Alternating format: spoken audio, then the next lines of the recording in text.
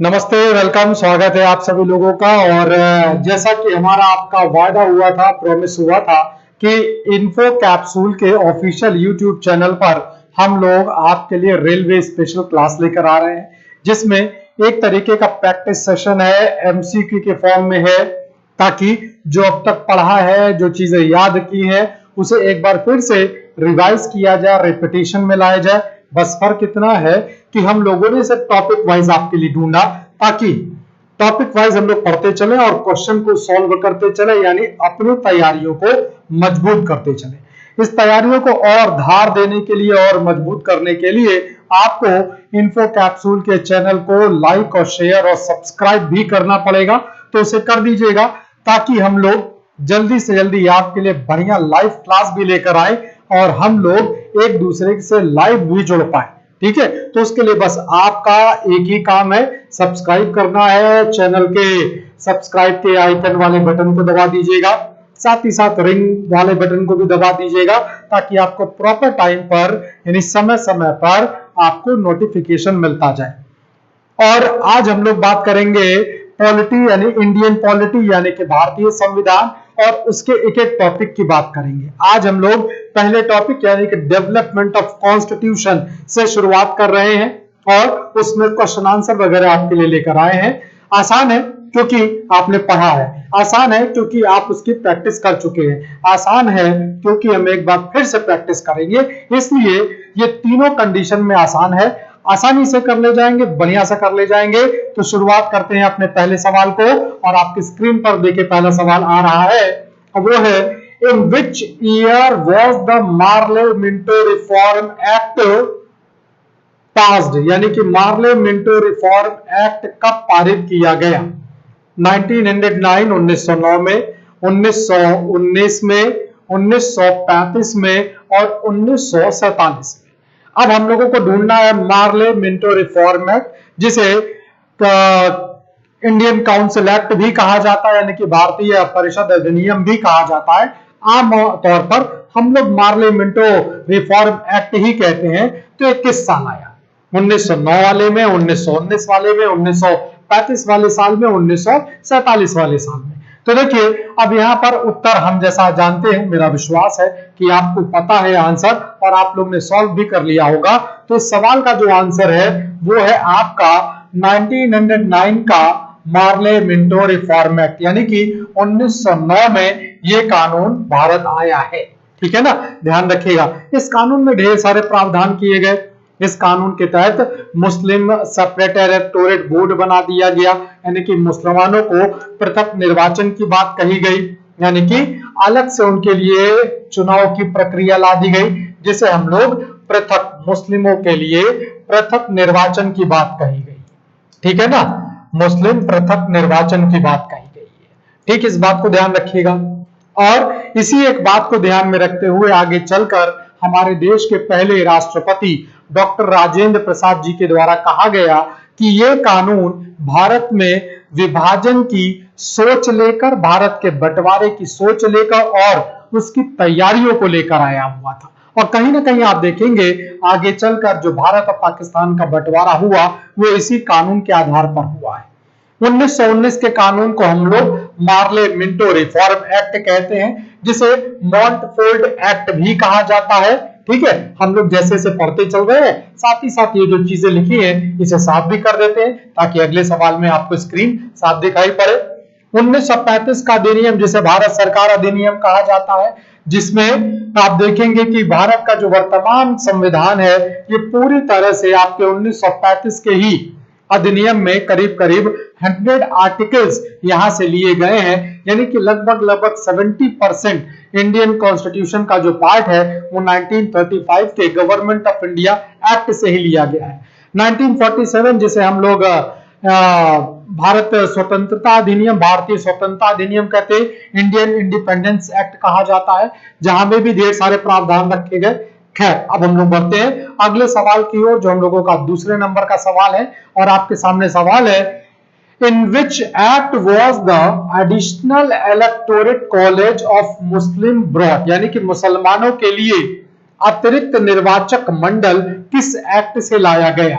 Marley Minto reform act 1909, Montagu Chelmsford reform act 1919, government of India act 1925, Indian independence act 1947। देखिए अभी ठीक पहले हम लोग एक सवाल सॉल्व कर रहे थे, मार्ले मिंटो रिफॉर्म एक्ट किस वर्ष आया था, तो मैंने आपको बताया भी था कि इसी अधिनियम के तहत 1909 वाले अधिनियम के तहत ही मुसलमानों के लिए पृथक निर्वाचन की बात कही गई थी। यानी जो आपका आंसर है वो आंसर क्या है, मार्ले मिंटो रिफॉर्म एक्ट, यानी कि ए ऑप्शन जो है वो आपका आंसर हो जाएगा।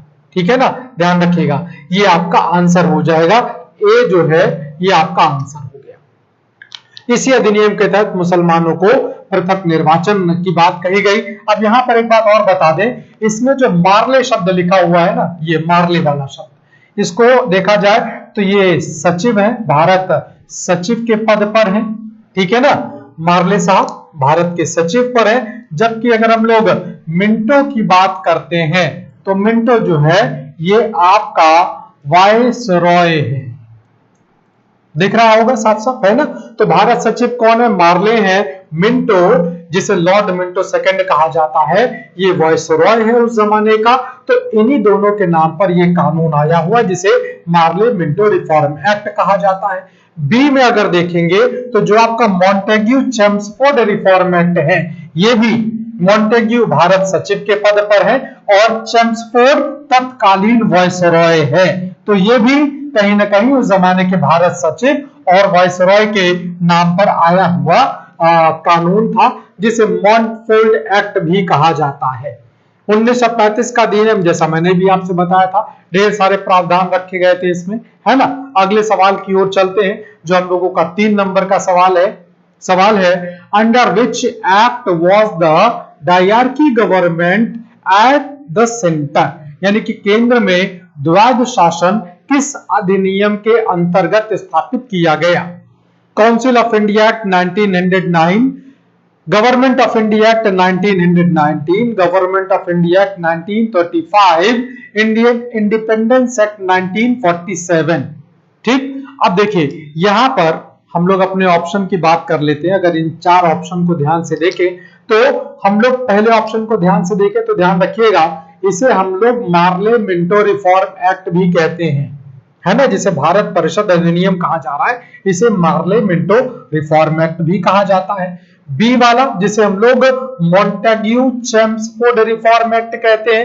ठीक है, ध्यान रखिएगा ये 2 अलग अलग नाम है, इन 2 अलग अलग नामों से सवाल पूछे जाते हैं। इसीलिए जब मैं क्वेश्चन ड्राफ्ट कर रहा था आपके लिए, ये प्रीवियस ईयर में आ चुके सवाल हैं, बस खाली मैंने भाषा का तब्दीली किया और कुछ नहीं किया है। ठीक है, ये पहले सालों में पूछे जा चुके सवाल हैं, इसलिए उन्हीं सवालों को मैंने रखा जो प्रीवियस ईयर में पूछे जा चुके हैं और जिनमें गुंजाइश भी बनती है कि आगे चलकर ये पूछे भी जाएंगे। ठीक है, तो कहीं ना कहीं ध्यान रखेगा इन बातों का। अब बात कर रहा है कि डायरकी यानी कि द्वैध शासन प्रणाली केंद्र में कहां पर शुरू की गई, किस कानून से की गई है, तो ध्यान रखिएगा वो कानून है हम लोगों का गवर्नमेंट ऑफ इंडिया एक्ट, जो हम लोगों का बी ऑप्शन है, ये आंसर है।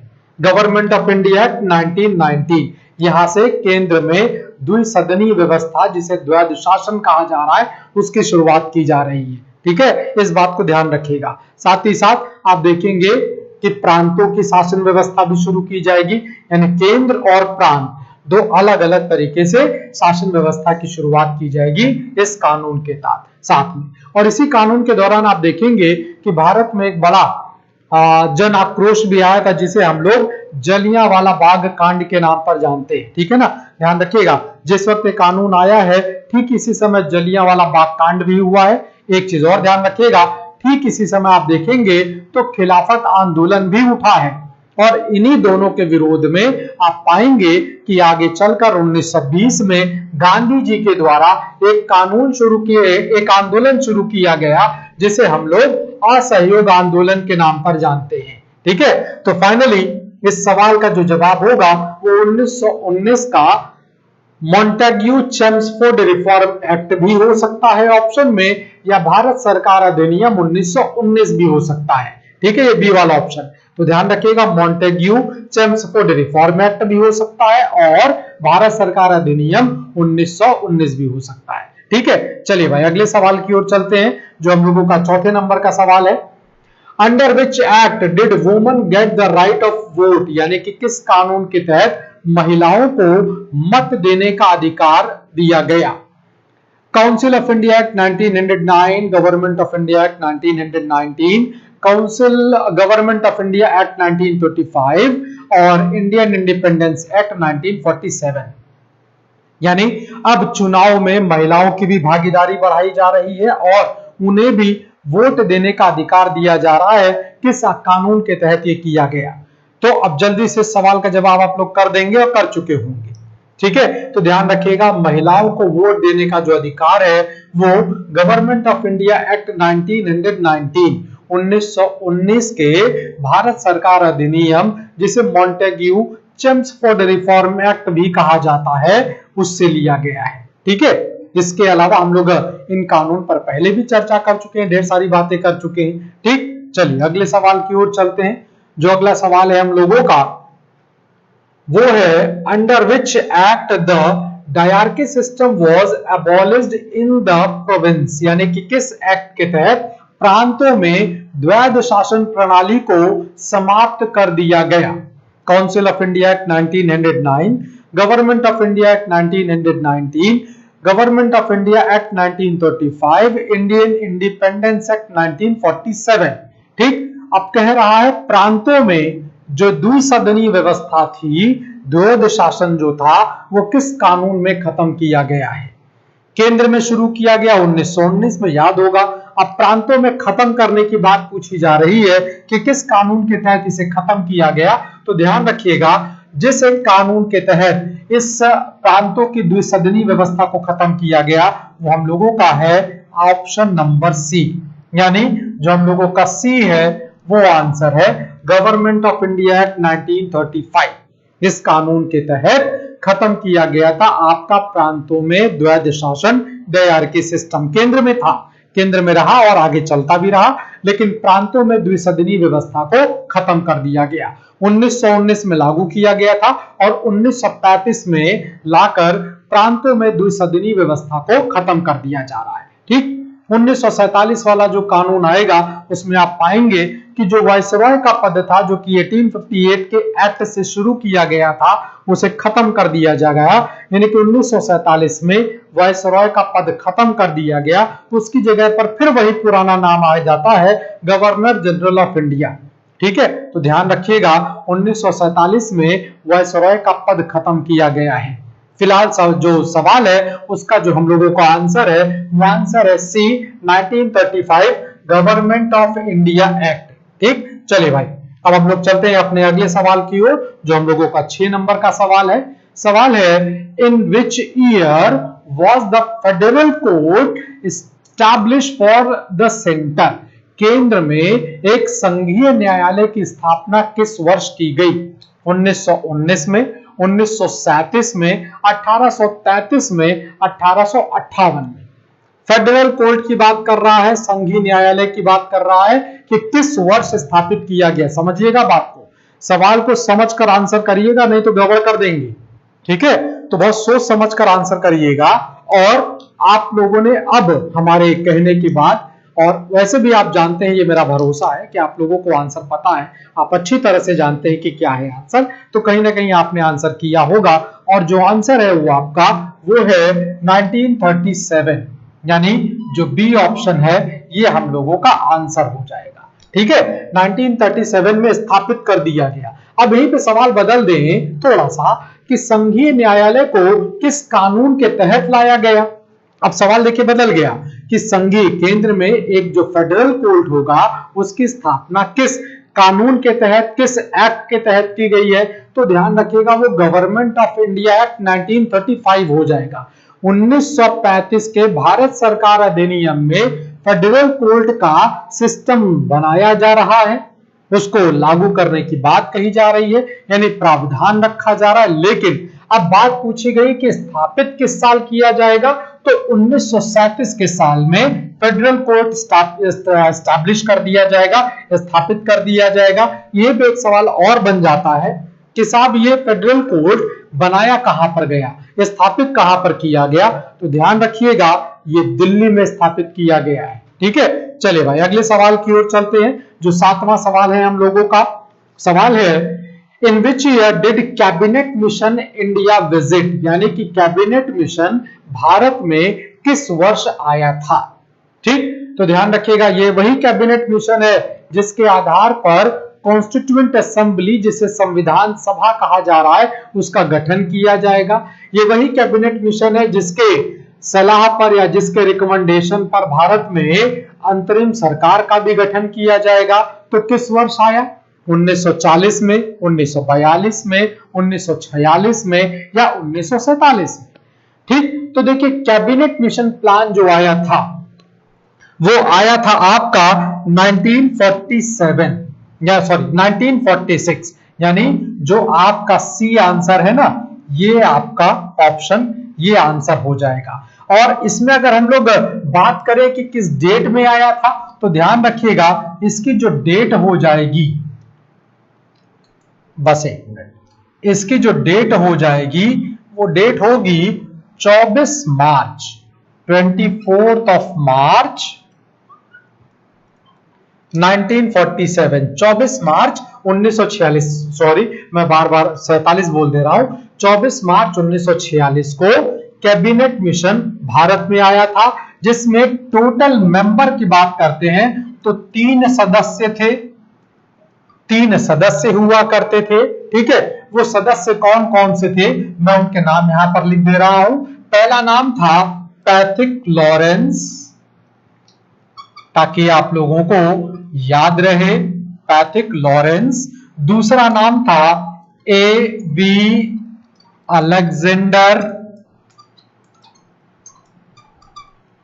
एवी अलेक्जेंडर, और तीसरा नाम था स्टेफोल्ड क्रिप्स। ठीक है, ध्यान रखिएगा इस चीज को। तो ये 3 सदस्य थे, पैथिक लॉरेंस, एवी अलेक्जेंडर, स्टेफोल्ड क्रिप्स। ठीक, इस बात को ध्यान रखिएगा। तो ये 3 सदस्य हुआ करते थे और ये आया था 24 मार्च 1946 को। 1940 की अगर बात करें, जो पहला ऑप्शन आपका दिया हुआ है, तो इसे अगस्त ऑफर के नाम पर भी जाना जाता है। 1940 8 अगस्त के दिन अगस्त ऑफर आया था, यानी कि अगस्त प्रस्ताव आया हुआ था। ठीक है, 1942 23 मार्च को क्रिप्स मिशन आया था, स्टेफोल्ड क्रिप्स जिसके अध्यक्ष हुआ करते थे, और 46 वाला आंसर तो आपके सामने आ ही गया है। ठीक है ना, तो अब मैं इन सारे नामों को मिटा देता हूं और याद रखिएगा कि कैबिनेट मिशन के तहत ही संविधान सभा का गठन किया गया है, कैबिनेट मिशन के तहत ही अंतरिम सरकार का गठन किया गया था। कैबिनेट मिशन में 3 सदस्य थे, जो कि 24 मार्च 1946 को भारत आया था।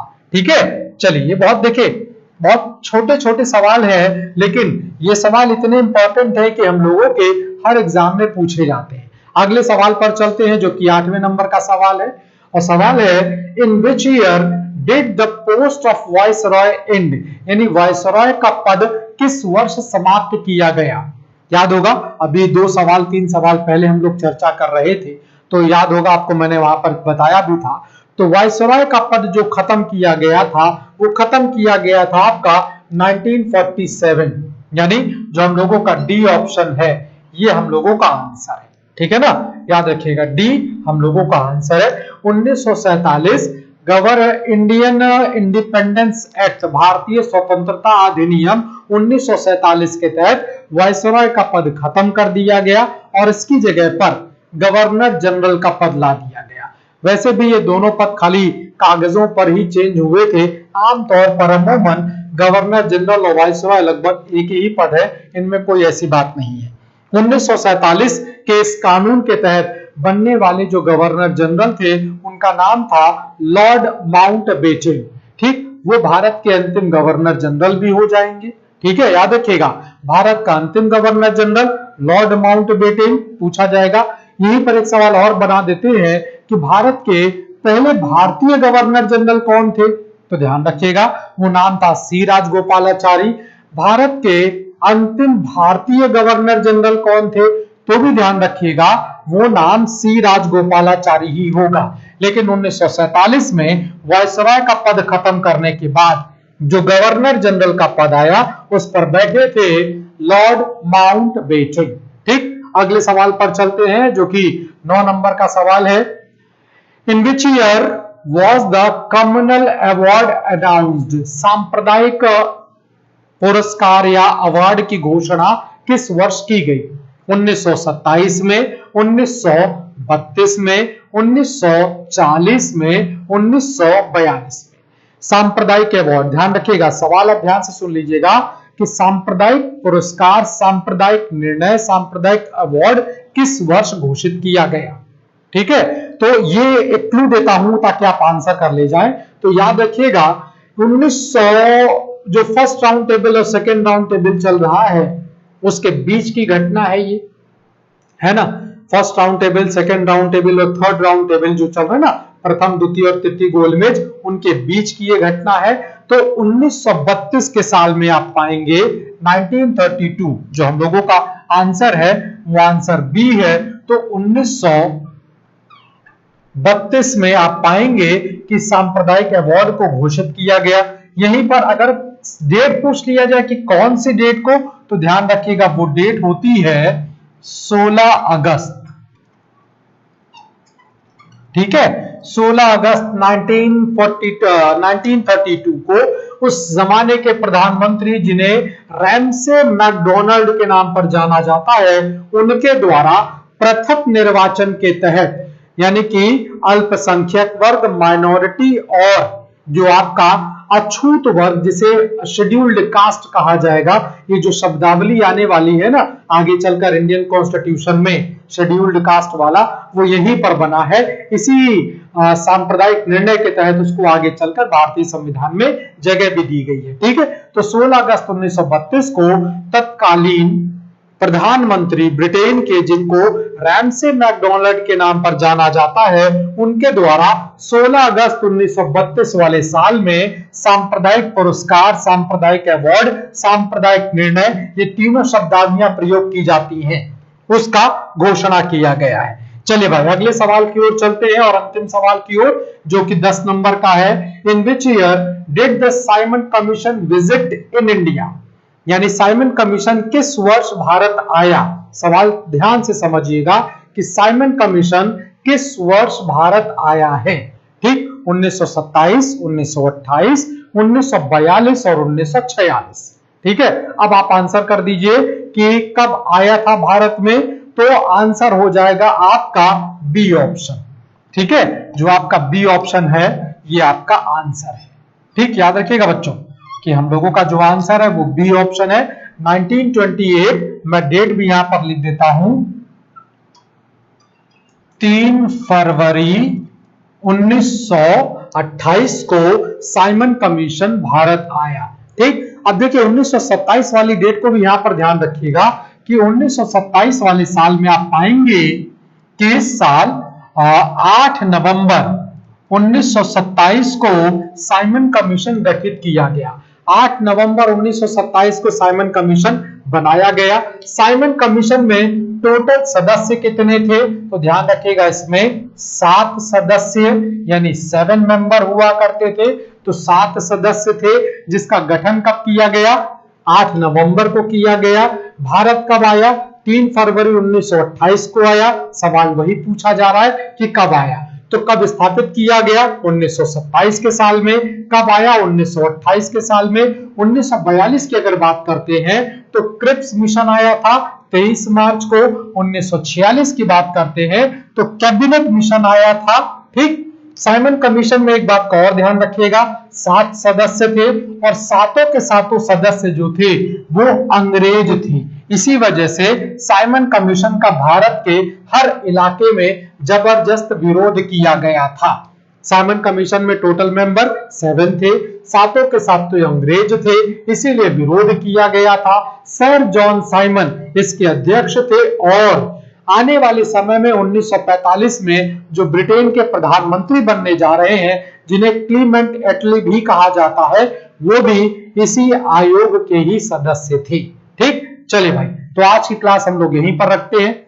अगली मुलाकात में हम लोग इसके सेकंड पार्ट की ओर यानी कि इसके दूसरे हिस्से की ओर जाएंगे, जहां पर हम लोग एक बार फिर से कुछ और डेवलपमेंट ऑफ कॉन्स्टिट्यूशन से जुड़े हुए कुछ और सवाल जवाब को सॉल्व करेंगे। ठीक है, तो आज के लिए इतना ही रखते हैं। बहुत बहुत धन्यवाद। ध्यान रखिएगा, info capsule official YouTube channel जिसको सब्सक्राइब करना है, सब्सक्राइब करके आप हम लोगों को इतना प्यार दे दीजिए और यूट्यूब के ऑफिस को हम लोग इस बात के लिए दरवाजा नॉक कर सके कि भाई हम अपने बच्चों के लिए, अपने स्टूडेंट्स के लिए, अपने कैंडिडेट के लिए जल्दी से जल्दी लाइव क्लास लाना चाहते हैं, ताकि वो भी इस बात को देखें कि हाँ भाई इनके पास इतना नंबर है कि अब ये लाइव क्लास में आ सकते हैं। तो बस वो नंबर आप दिलवा दीजिए, हम लोग जल्दी से जल्दी आपके पास लाइव क्लास में जुड़ते चले जाएंगे। तो लाइक और शेयर जरूर करते रहिएगा, चैनल को लाइक, शेयर, सब्सक्राइब और बेल आइकन को जरूर यूज करिएगा और जल्दी से जल्दी हम लोग आपके पास लाइव क्लास के साथ आ जाए। ऐसा प्यार, ऐसा आशीर्वाद आपसे चाहिए। नमस्कार।